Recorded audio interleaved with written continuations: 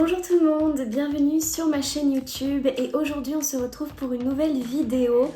Alors tout d'abord, je tiens à remercier sincèrement toutes les nouvelles personnes qui se sont abonnées à ma chaîne. J'ai vu comme quoi on avait déjà atteint le cap des 100 abonnés, donc vraiment ça me fait très plaisir.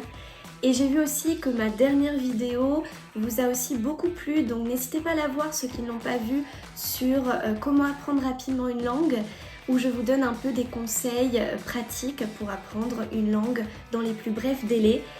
Aujourd'hui donc j'ai décidé de faire une vidéo qui est aussi en lien avec l'apprentissage des langues et il s'agit donc de vous parler de Duolingo, une application dont la majorité d'entre vous je pense auront entendu parler et que probablement certains utilisent en ce moment.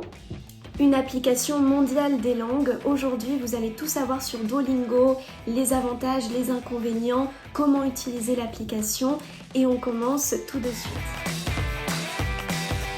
Tout d'abord, donc, qu'est-ce que Duolingo? Pour ceux qui ne connaîtraient pas, donc Duolingo, c'est à la fois un site web et une application qui est disponible un peu sur tous les appareils, donc pour mobile, tablette, ordinateur, et qui permet d'apprendre aujourd'hui plus d'une quarantaine de langues différentes depuis à présent 2011, donc depuis maintenant plus de 13 ans.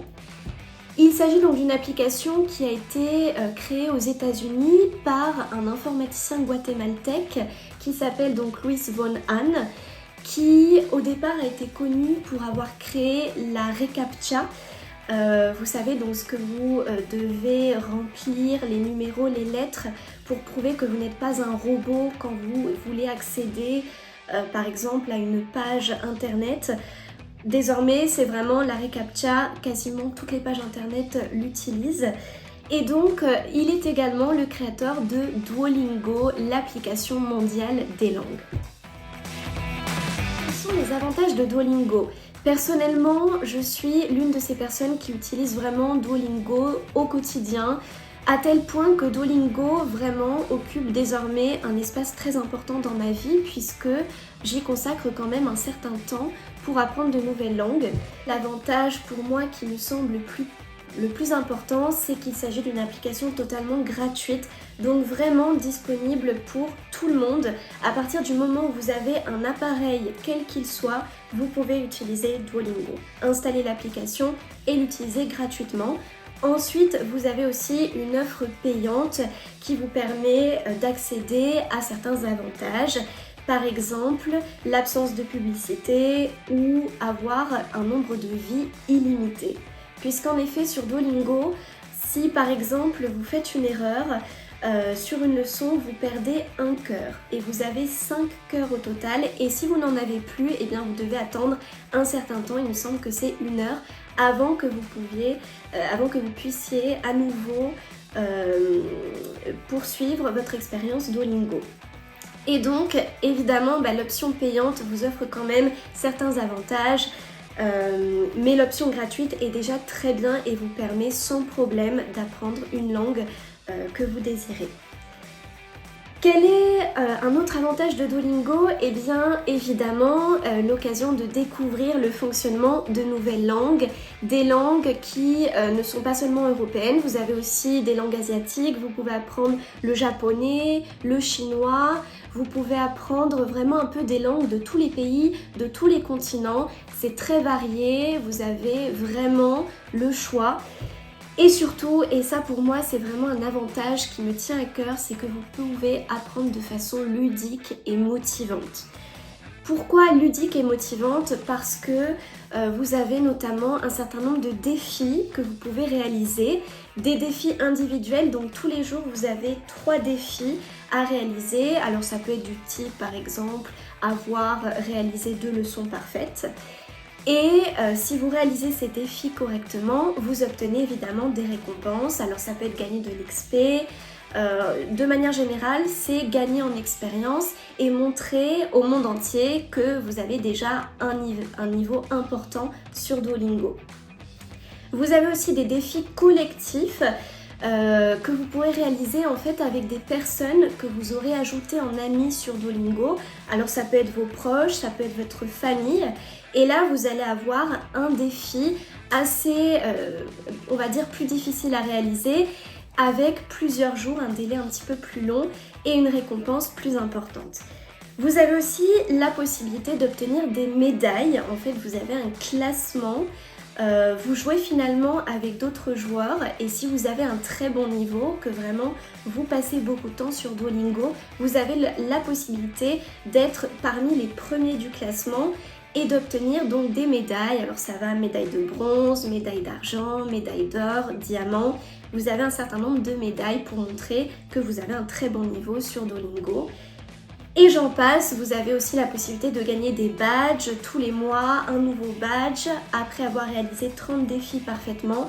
Vraiment tout un tas de séries, de défis, d'activités vraiment superbes pour pouvoir apprendre une nouvelle langue de façon ludique sur Duolingo. Et enfin, un autre élément qui me paraît important, c'est que Duolingo nous offre, selon moi, un apprentissage vraiment simple et efficace, qui est basé principalement sur la répétition de mots. Vous êtes vraiment invité à prononcer, à répéter des mots, à les écrire plusieurs fois pour pouvoir vraiment les intégrer. Des exercices aussi basés sur la mémoire et tout un tas d'activités très diverses qui passent par la compréhension orale, par des textes écrits, des écoutes, des moments aussi où vous devez compléter des phrases, vraiment tout un tas d'activités différentes qui fait qu'on ne s'ennuie pas sur Duolingo et que de façon presque inconsciente, on intègre des nouveaux mots de vocabulaire. Et pourquoi inconsciemment? Puisque finalement, vous le faites en vous amusant et pour moi, ça, c'est vraiment le plus gros avantage de Duolingo. Enfin donc, quel est l'inconvénient peut-être qu'on pourrait donner à Duolingo? Comme toute application, aucune application n'est vraiment complètement parfaite. Chacune pourrait améliorer certains points. Personnellement, donc pour Duolingo, je dirais que c'est une application qui vous offre un apprentissage qui reste quand même assez limité à un niveau, on va dire, basique ou intermédiaire dans une langue.